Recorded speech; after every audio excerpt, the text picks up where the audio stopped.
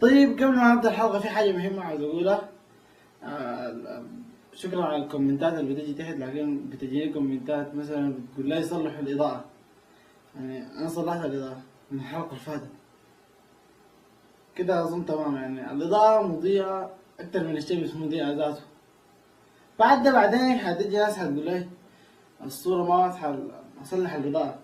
يعني أنت مشغل الفيديو بجودة 240، عاوز الصورة تكون واضحة كيف؟ الحاجة التانية هي الصوت. أنا معترف إنه الصوت كعب، اللي قدام بصلحه إن شاء الله.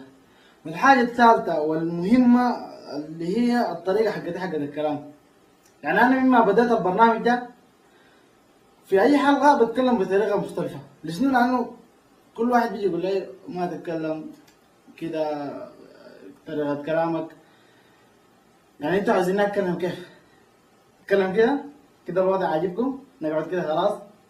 ولا أنت قايل الموضوع سهل؟ تعال أجيبك هنا وخليك تتكلم مع نفسك عشان تعرف إنه الموضوع سهل كيف. نبدأ الحلقة.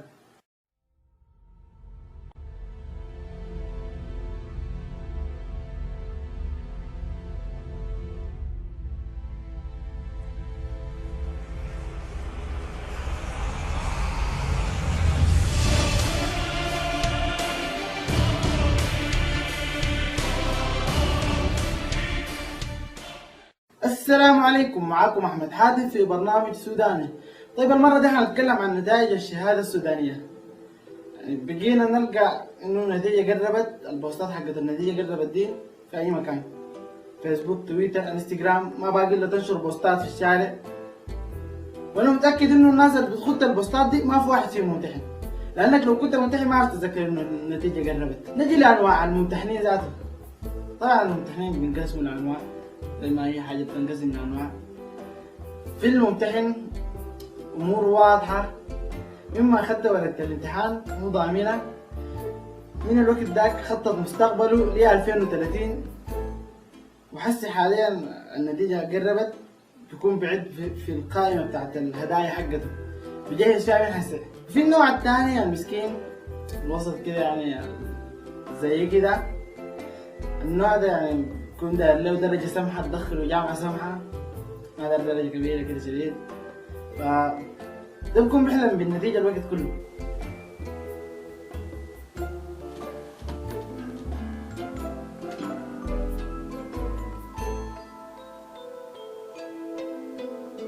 يا جنى اللي هنا جابوه، شوف كان شوف اسرع جات.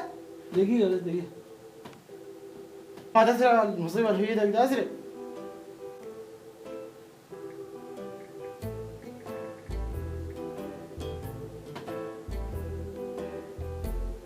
جيت كم 86.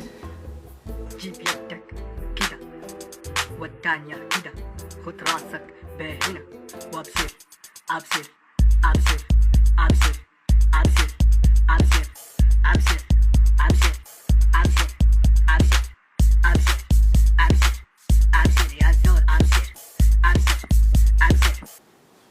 يا ولد يا اخي ما تسرع، شوف جبتها كم سريع، شوف ولا جابوها النتائج، اسرع سريع.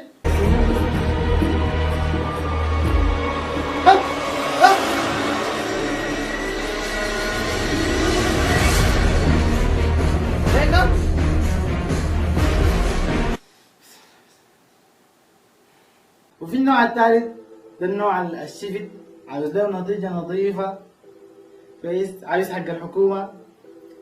زي الوقت ده بكون بيجهز للحنك بتاع الحاج. يا ولد يا ولد يا اخي انت ما عايش ده، بنت خالتك جابت 92. يا ابوي يا اخي يعني ما تشتغل بكلام الناس. وبنت خالتك الثانية جا هنا جابت 90.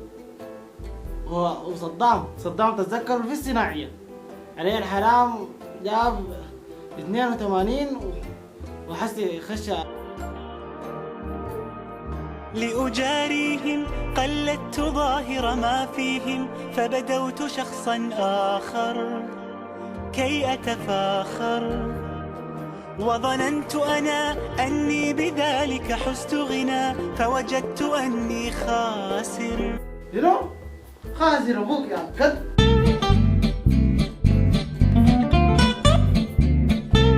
بعدين كلها تصغيراتهم كثيرة والشريط بتاعهم مكرر، يعني مما خشينا تالتة نفس الشريط، أي واحد بيقول لك نفس الكلام، خليك من الأهل، أي واحد بيلقاك في الشارع بيجي حافظك، أنت منتحي سنة تالتة يشغل لك تصدير حق سنة تالتة. والله يا ولدي، والله أنت زمانك ما زينا، والله أنتوا زمانك، والله نحن كان ادونا اللي عندهم وفروا لنا اللي وفروا لهم ده، والله كان نجي مش اوائل السودان اوائل العالم عديل كده.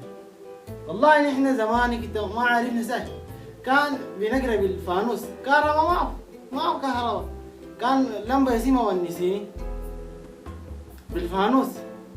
والله الواحد يمشي يذاكر في الشارع اليوم كده، والله اهلك ديل ذاتهم ما عارفين انك بتقرا في سنه كم، ولا جايب لك خبر ولا شغالين والله يا ابوي ده، والله ما عارفني خشيت الجامعه ولا ما قريت السنه، ما عارفني بقرا ذاتي. على فكره بالعكس انتوا زمانك احسن مننا، احس الواحد في بقى ملهيات كده كثيره، يعني في بحرجه في اي مكان، الحيطه مزخرفه، يعني الواحد لما يقعد يقرا يشوف خطين في الحيطه كده يمشي بيهم للمريخ.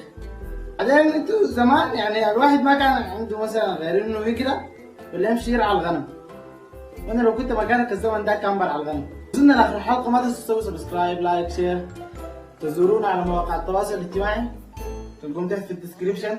أعيش في حزني كان معكم أحمد حاتم، وأوهامي تلفزيون والأحلام. وتعبيسي، إذا نمنا نرى شبحا ونصحو في الهواجيس، وحتى الأكل في فمنا له طعم الجواميس، ترى الأجساد قد نحفت بلا هم وتخسيس، إلى ما يطول هذا الليل في فتح الكراريس، وتغدو العين في حول وعقلي فيه تيبيس، نريد لوقتنا يمضي بلا علم وتدريس، بلا كتب